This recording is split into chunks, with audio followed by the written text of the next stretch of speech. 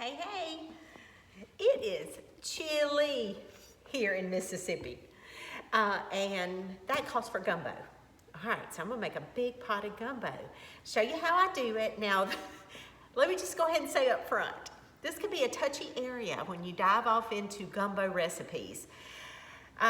People tend to get real particular about their biscuit recipe and their gumbo recipe. They don't want you messing with it. So, as you watch me, you're gonna find bits and pieces that are very traditionally Cajun. Some that are a little bit not. So, what I have done, I don't know if you can see my recipe, it has been through, and I've had this for years, tweaked and changed it. The flavors are amazing, okay? It really is, and it freezes so well. This makes a lot. So eat on it a few days and then freeze it and pull it out for later. So I know a lot of you don't really cook a lot. I've had a lot of you say, oh, I hate to cook, but your recipes are easy. Don't be afraid of making gumbo. It's just gonna take you a minute, okay? That is the hardest part of gumbo. The most labor-intensive part is getting all your stuff cut up and making your roux. Other than that, it's pretty simple. So I've got 2 bell peppers that I'm gonna cut up, 2 onions, and all of this celery, okay? So I'm gonna get that diced up and in my pot with a stick of butter. This is just unsalted butter.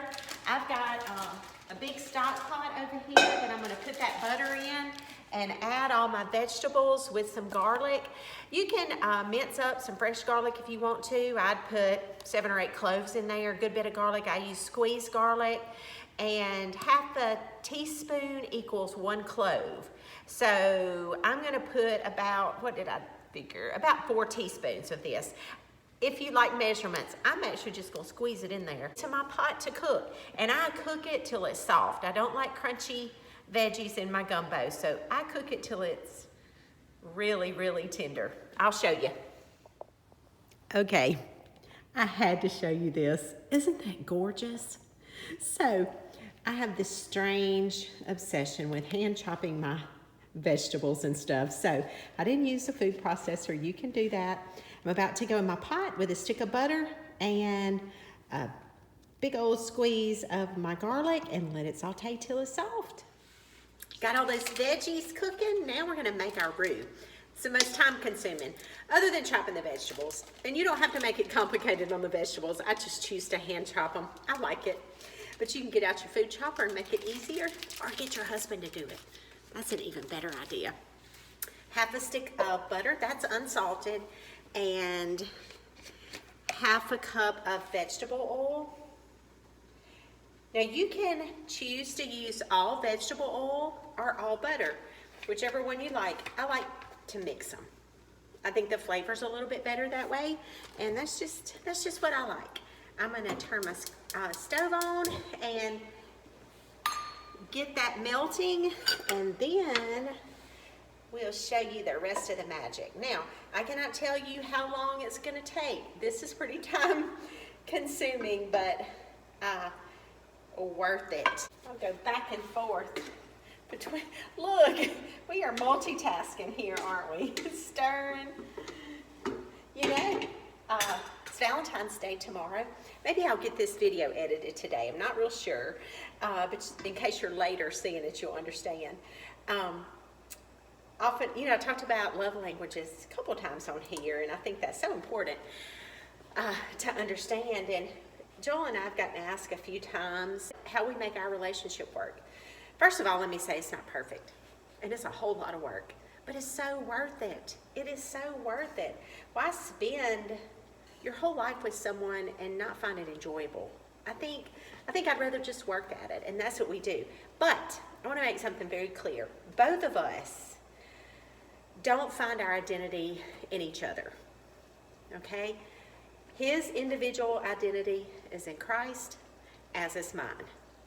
We let that be our own individual priority, and if you're missing that part, then I suggest you try that first. Because to me, if I am secure in Christ and I do the work to first have a relationship with Him, it makes my relationship with Joel so much easier. And if he were standing here, he would tell you the exact same thing. So that is our goal. work individually on Christ and ourselves and fix April and my attitude sometimes. And for example, last night we were going to eat, it's Valentine's, our dinner, and I was just grumpy. I had just recorded those pizza bites, and I don't know why I was grumpy. I can't even tell you, probably something stupid. I'm not ashamed to tell you. And I was like, I was just grouchy, okay? And he just looked at me like, I'm not even gonna engage. And you know what? We didn't even have an argument because he chose to say, it's not even worth it. And that was the smartest thing to do, because understand that we each are gonna have bad days, and sometimes we can't even explain it. But given each other a little bit of grace during those days. Now, we don't do that all the time, hear me when I say. It's not always that simple, but it does work. Okay, I've got my oil and that butter melted. Now I'm gonna start adding in some flour and stirring it. Not sure, I've got a 1/2 cup measure just so I can try to tell you what I do. I'm sprinkling in a 1/2 cup to start with, and I'm gonna stir. We're gonna need more than that, but that's just what I start with because I don't like it. I find I would rather blend in a little bit at a time, because if I dump too much in here, it's not gonna be right. And again, I've never really measured my flour. I just look at it and add, but I'm gonna try to help you out this time. Now, I know I'm gonna need a whole lot more than that. I'm gonna go in with another 1/2 cup. So we got a cup total so far. Again, this is a big pot of gumbo, and I'm making a lot of room. I'm using a flat spoon. I may go to my whisk in a minute, but this just scrapes the bottom, and I just stir, stir, stir. I'm breaking up lumps, okay? Getting a workout too. But when you see this come together, and once this is cooked, I'm gonna bring you closer to let you see it. Yesterday, I boiled 2 chickens. So I have a big thing of chicken stock. I strained it yesterday to get all the icky out of it, you know, from boiling a chicken. And I went ahead and deboned my chickens and put them in the refrigerator in a Ziploc bag and stuck my chicken stock in the refrigerator. I just didn't have time yesterday to do this. See what I've also done. In the past, when I didn't have a lot of time, or I just didn't want to fool with it, I have bought the rotisserie chickens from Walmart, debone those, and use those in my gumbo. Really good shortcut. And then you just add chicken broth, or y'all know me, I buy chicken bouillon cubes and do that. I don't buy that expensive chicken broth. I can buy a container of bouillon cubes and make lots more chicken broth. So that's what I do when I use the store-bought rotisserie chickens. To see my roux, we stirred. We used a cup of flour, and that is beautiful. That's about the color you want it. Keep stirring it so it doesn't burn. But we're done. We're ready for our gumbo next. I wanted to add that some people like a thicker roux.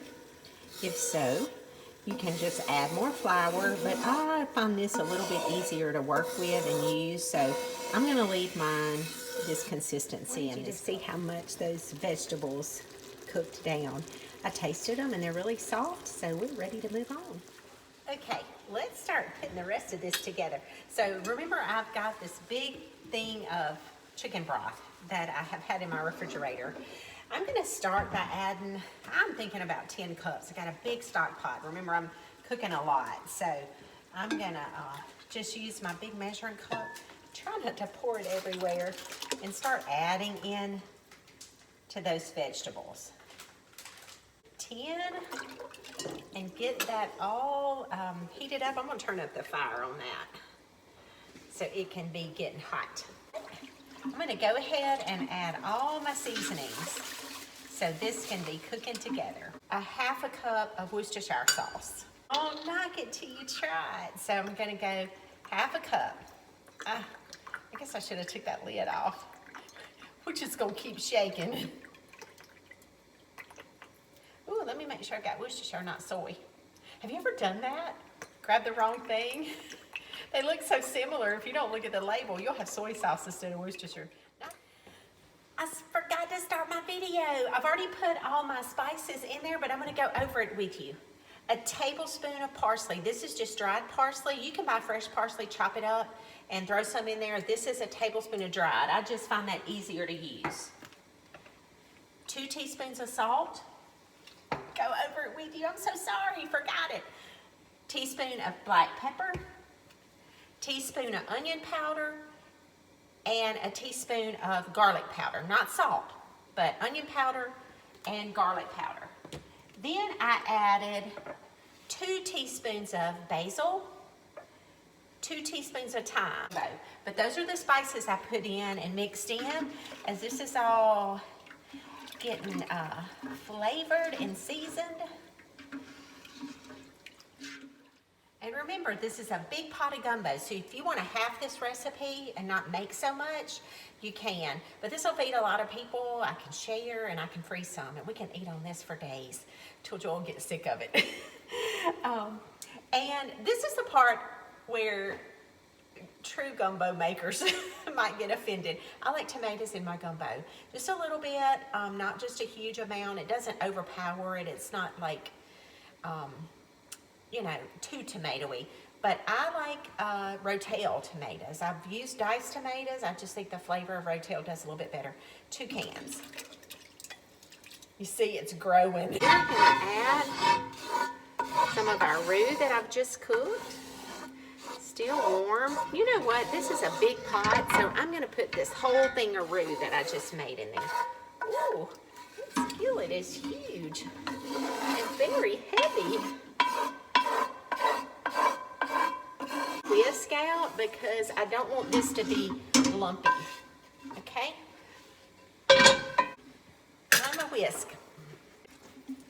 Okay. You'll see I'm going in with this pretty good. And you want this mixture to be hot. You want your roux to be warm and your liquids to be warm as well.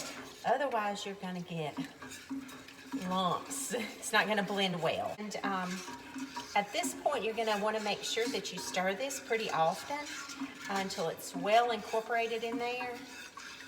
And 5 beef bouillon cubes. I keep chicken and beef again, and this recipe I like better with beef bouillon cubes. It adds a lot of richness and flavor. So I don't melt these first in water. There's tons of liquid in here. So I'm just opening them and dropping in 5. And once I get everything in, I'm gonna taste for saltiness. And you may have to tweak, gosh, I think they glued this one. You may have to tweak your salt some. But that is 5 beef bouillons. And now all you have to do is add your protein, whatever you want. Joel loves sausage, so I go heavy on the sausage.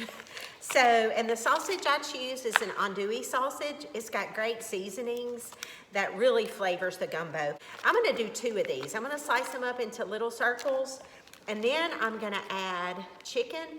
This is deboned chicken from 2 chickens. I may not use it all. I'm just gonna look at it. We do like a lot of meat in our gumbo. And then I have in here a pound of shrimp that I'm thawing out, that I'm gonna throw in. Now let me tell you, you can put whatever seafood you want in there. I'm gonna add my andouille sausage now and let it be cooking. But I'm not gonna add my shrimp till the end. Like, I'll let this simmer on the stove for an hour or more. This flavors get better, and you don't want your shrimp boiling that long, okay? So your seafood, you gotta wait till the end, but I'm gonna go in. I'm just gonna cut these up in circles and drop them in my pot. Here's our gumbo. Oh, it smells so good. I did put all of that chicken in there. Again, this is a huge pot. You may want to half that, unless you're gonna feed half the town. So I've got the sausage and the chicken, both packs of sausage, and all the chicken. And now, let me grab my shrimp. That's been simmering for about an hour, and now I'm gonna add in a pound of shrimp and stir that in. That's not a ton of shrimp for this size bowl, but that's all I had. You can add more or less depending on what you like. That'll cook until the shrimp gets done, nice and pink. And then I'm gonna put the lid on and let it sit. Okay, we got the gumbo ready, and we are gonna fix a bowl. So I've got our rice cooked, and like I said earlier, I don't put a ton of rice in mine because I like all the goodie. So here we go into our pot. You see all the yumminess. Shrimp, sausage, and chicken. So put what you want. Joel likes sausage, so I put a lot of sausage. And then I like juice in mine. So that is the way I fix my bowl. It's good with Mexican cornbread. I was a little lazy tonight, so I didn't make any cornbread. So we're gonna have good old saltine crackers with this and just a bowl of gumbo. I hope you like this as much as we do.